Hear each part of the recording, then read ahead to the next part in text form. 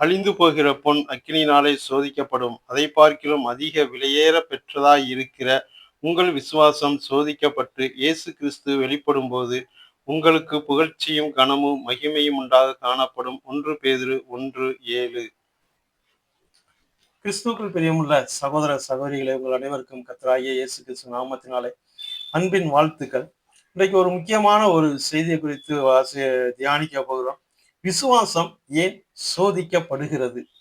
நிறைய நேரங்கள்ல பார்க்கிறோம், அநேகர் சொல்லுவாங்க, இவங்கெல்லாம் இப்படி பாவ காரியத்துல ஈடுபடுறாங்க. அவங்க பார்த்தீங்கன்னா வேதத்தை சரியா வாசிக்கிறது இல்ல, சரியா ஜெபம் பண்றது இல்ல. அவங்கெல்லாம் நல்லா தான் இருக்கிறாங்க. அவங்களுக்குள்ள விசுவாசம் கிடையாது. அவங்க நல்லா இருக்கிறாங்க. அவங்களுக்குள்ள பரிசுத்தம் கிடையாது. ஆனா அவங்க நல்லா இருக்கிறாங்க அப்படின்னு சொல்லி விசுவாசிகள் சொல்றாங்க.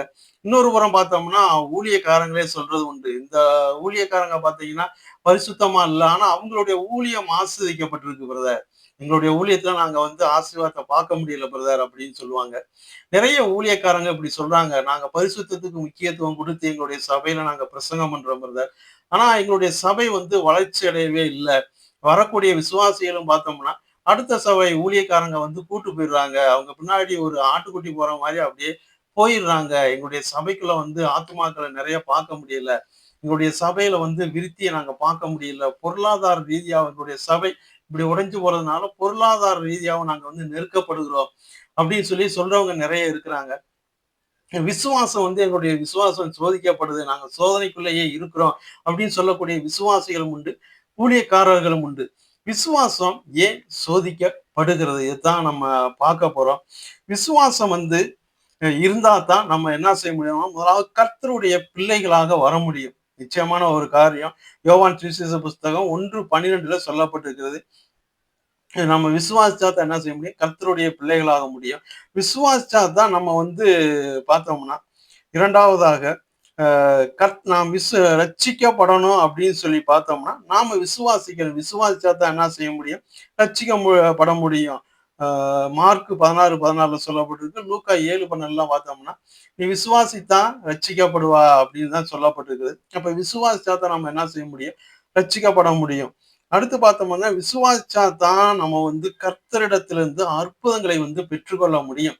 இயேசு கிறிஸ்து எனக்கு என்னுடைய வியாதிகளை நீக்குவார். இயேசு கிறிஸ்து என்னுடைய வியாதியிலிருந்து விடுதலை தருவார். அந்த விசுவாசம் நமக்குள்ள இருந்துச்சுன்னா, நம்ம கர்த்தரிடத்திலிருந்து அற்புதங்களை பெற்றுக்கொள்ள முடியும். அது மட்டும் இல்ல, அடுத்தவங்களுக்காக போய் செபிக்கிறோம். வரங்கள் கிரியை செஞ்சா தான் அவங்களுடைய வியாதி சுகமாகும். அப்ப வரங்கள் நமக்கு தேவையாக இருக்குது. கர்த்தர் தான் வரத்தை கொடுக்கிறார். அப்ப அந்த விசுவாசம் நமக்குள்ள இருந்தா தான் அந்த அற்புதங்கள் என்ன செய்ய முடியும்? அடுத்தவங்களுக்கு நடக்கும். வரங்கள் நமக்குள்ள கிரியை செய்யும்.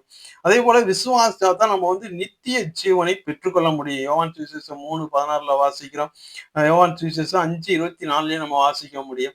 அப்ப விசுவாசம் இத்தனை விசுவாசம் இப்படி தேவையாக இருக்குது. விசுவாசிச்சா தான் இந்த காரியங்கள் எல்லாமே நடக்கும். சரி, எல்லாம் நடக்குது. நம்ம ரட்சிக்கப்பட்டிருக்கிறோம் விசுவாசிச்சு. நம்ம விசுவாசிச்சதுனால கர்த்தருடைய பிள்ளைகளாகி இருக்கிறோம். விசுவாசித்ததுனால கர்த்தரிடத்திலிருந்து அற்புதங்களை பெற்றிருக்கிறோம். நம்ம விசுவாசித்ததுனால நமக்குள்ள வரங்கள் கிரியை செய்யுது. அடுத்தவங்களுக்கு அற்புதம் நடக்குது. நித்திய ஜீவனுக்கான ஒரு நம்பிக்கை நமக்குள்ள இருக்கு, நம்ம விசுவாசிக்கிறதுனால. ஆனா இந்த விசுவாசம் மறுபடியும் மறுபடியுமாக சோதிக்கப்படுது அப்படின்னு பார்த்தோம்னா, அது சோதிக்கப்பட வேண்டியது அவசியமான ஒரு காரியம். தங்கத்தை பார்த்தீங்கன்னா, இன்றைய நாட்கள்ல மிஷின் வைத்திருப்பாங்க. மிஷின்ல போட்டு உருக்குவாங்க. அதுல இருந்து கம்பி மாதிரியோ மற்ற மோதிரம் மாதிரியோ கொண்டு செயின்களை உருவாக்குறது, மற்ற காரியங்கள் எல்லா விதமான ஆபரணங்களையும் செய்யறாங்க. ஆனா பழைய நாட்கள்ல பார்த்தோம்னா, பெரிய இரும்பு பாத்திரத்துல போட்டு அதை உருக்குவாங்க. உருக்கி அதை வச்சு தட்டுவாங்க. கீழே கொண்டு வச்சு அதுக்குன்னு சுத்தியல், அதுக்கான கட்டைகள் எல்லாம் வச்சிருப்பாங்க. அதுல வச்சுதான் அடிப்பாங்க. அது புடமிடுதல் அப்படின்னு சொல்லி சொல்லுவாங்க. அப்படி தட்ட தட்ட தான் பார்த்தோம்னா, அதுல இருக்கக்கூடிய அழுக்கு எல்லாம் அப்படியே நீங்கி சுத்தமான தங்கமாக, ஜொலிக்கக்கூடிய ஒரு தங்கமாக வரும். அதுதான் நம்ம நீதிமொழிகள் புஸ்தகத்துல பார்த்தோம்னா, வெள்ளிக்கு குகையும் பொன்னுக்கு புடமும் சோதனை அப்படின்னு சொல்லி சொல்லப்பட்டிருக்கிறது. வெள்ளிய குகையில போட்டு உருக்கிக்கிட்டே இருப்பாங்க. உருக்க உருக்க பார்த்தோம்னா அதுல இருக்கக்கூடிய அழுக்கு நீங்கிரும். பொன்னுக்கு புடம் அப்படின்னு சொன்னா உருக்கி அதை எடுத்து தட்டுறது. அப்படி தட்ட தட்ட தான் அதுல இருக்கக்கூடிய அழுக்குகள் எல்லாம் நீங்கி சுத்தமான ஒரு தங்கமாக, ஜொலிக்கக்கூடிய ஒரு தங்கமாக அது வரும். அப்ப பொன்னுக்கு புடம்தான், தங்கத்துக்கு புடம்தான் சோதனையாக இருக்கிறது. அது மட்டும் இல்ல, விலையேற பெற்ற அப்படின்னு சொல்லி சொல்லப்பட்டிருக்கிறது. அதாவது தங்கத்துக்கு கூட ஒரு மதிப்பு உண்டு. ஒரு கிராம் இவ்வளவு, ஒரு பவுன் இவ்வளவுன்னு சொல்லி. ஆனா நம்முடைய விசுவாசத்துக்கு விலை மதிப்பே கிடையாது. அதனால தான் விலையேற பெற்றதாகிய உங்கள் விசுவாசம் அப்படின்னு சொல்லி சொல்லப்பட்டிருக்கு. அப்ப விலையேற பெற்ற இந்த விசுவாசம் என்ன செய்யப்படணும்? சோதிக்கப்படணும். கட்டாயம் அது சோதிக்கப்படணும். ஏன் அப்படின்னு பார்த்தோம்னா, ஒரு தங்கம் சோதிக்கப்படுகிறது, அது புடமிடப்படுகிற பொழுது அது ஒரு ஆபரணமாக மாறுகிறது. அதுதான் பெண்களை அலங்கரிக்கக்கூடியதாக இருக்கிறது. இன்னும் ஒரு சில நம்ம இடங்கள்ல வேதத்துல பார்க்கிறோம். சாலமோன் ராஜா தேவாலயத்தை கட்டுகிறார். அப்படி கட்டிட்டு பார்த்தோம்னா, அதனுடைய உள்பகுதியில மகா பரிசுத்த ஸ்தலம் கட்டினாரு. அப்படி கட்டப்பட்ட அந்த இடத்துல பார்த்தோம்னா, கேதுரு பலகைகள வச்சு ஃபுல்லா அதனுடைய சுவர்கள எல்லாம் மூடியிருப்பாங்க. மூடி அதுக்கு மேலாக தங்க தகடுகள பதிச்சு வச்சிருந்தாரு. அது மட்டும் இல்ல, அந்த தேவாலயத்துக்குள்ள இருக்கக்கூடிய கேருபீன்கள் மரத்தினால செய்யப்பட்டு, அதுக்கு மேல தங்க தகடுகள் பதிக்கப்பட்டு மூடிட்டாங்க. அதே போல உள்ள வைக்கப்பட்டதான தேவாலயத்தினுடைய மகா பரிசுத்த ஸ்தலத்துல வைக்கப்பட்டதான உடன்படிக்கை பெட்டி மரத்தினால செய்யப்பட்டு, அதுக்கு மேல தங்க தகடுகள பதிச்சு ஃபுல்லா மூடிட்டாங்க. வெளிய பார்த்தோம்னா தங்கமா தான் தெரியும்.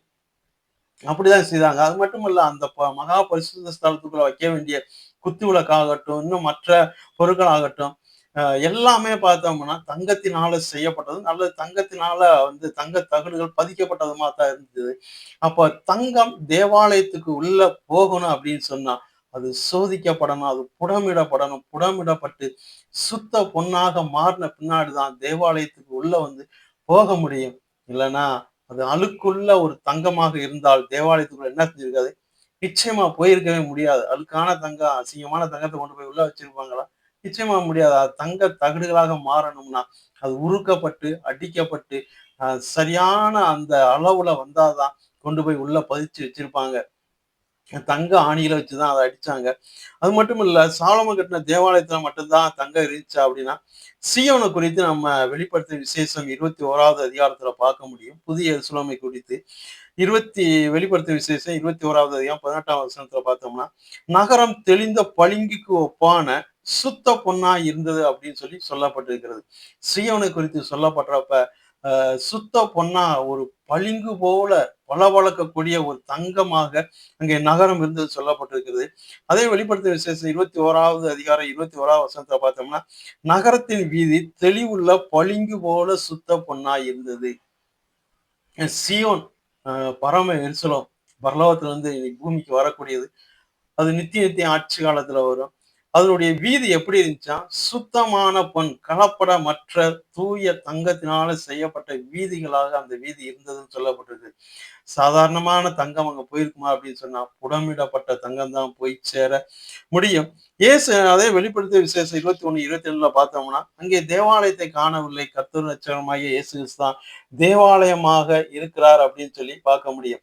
அப்ப இயேசு கிறிஸ்து தான் நமக்கு தேவாலயம் அப்படி சொன்னா, தேவாலயத்துக்குள்ள தங்கம் போவதற்கு, பொன் போவதற்கு அது புடமிடப்பட்டு தான் போகும். கர்த்தராகிய இயேசு கிறிஸ்துவை நாம் கிட்டி சேர வேண்டுமேயானால், நாம் சோதிக்கப்பட வேண்டியது, புடமிடப்பட வேண்டியது அவசியமாக இருக்குது. அதனாலதான் யோபு சொல்லுவாரு, அவர் என்னை சோதித்த பின்பு நான் பொன்னாக விளங்குவேன். யோபுவின் புஸ்தகம் 23வது அதிகாரம் 10வது வசனம். அவர் கர்த்தர் என்னை சோதித்த பின் நான் பொன்னாக விளங்குவேன் அப்படின்னு சொல்லி யோபு சொல்லுகிறது. அப்ப சோதிக்கப்படுகிற மனிதர்கள் தங்கமாக ஜொலிக்கக்கூடியவர்களாக இருக்கிறார்கள். இயேசு கிறிஸ்து தேவாலயம் அப்படின்னு சொல்லி பார்த்துட்டோம். சோதிக்கப்பட்டதா? அப்ப விசுவாசம், நம்முடைய விசுவாசம் சோதிக்கப்படுகிற பொழுதுதான் அது சுத்தமான விசுவாசமாக கர்த்தரிடத்த கர்த்தராகிய இயேசு கிறிஸ்துவிடத்தில் நாம் கிட்டி சேரத்தக்கவர்களாக அது நம்மை மாற்றுகிறது. விசுவாசம் சோதிக்கப்பட வேண்டியது அவசியமான ஒன்றாக இருக்குது. ஒருவேளை இந்த தேவ செய்தியை கேட்டுக்கொண்டிருக்கிறதான நீங்கள் சோதிக்கப்பட்டு கொண்டிருக்கிறீர்களா? உங்களுடைய வாழ்க்கையில ஏதோ பிரச்சனைகள் வந்து வந்து போய்க்கிட்டே இருக்கா? எனக்கு பிரச்சனை மேல பிரச்சனை வருது அப்படின்னு சொல்லி நீங்க நினைக்கிறீங்களா? நீங்க சோதிக்கப்படுகிறீங்க அப்படின்னு சொன்னா சந்தோஷப்படுங்க. வருத்தப்படாதீங்க, கவலைப்படாதீங்க, திகைக்காதீங்க. சந்தோஷப்படுங்க. யோபு சோதிக்கப்பட்டார். அவருடைய ஆயுசு நாட்கள் நீடித்திருந்தது.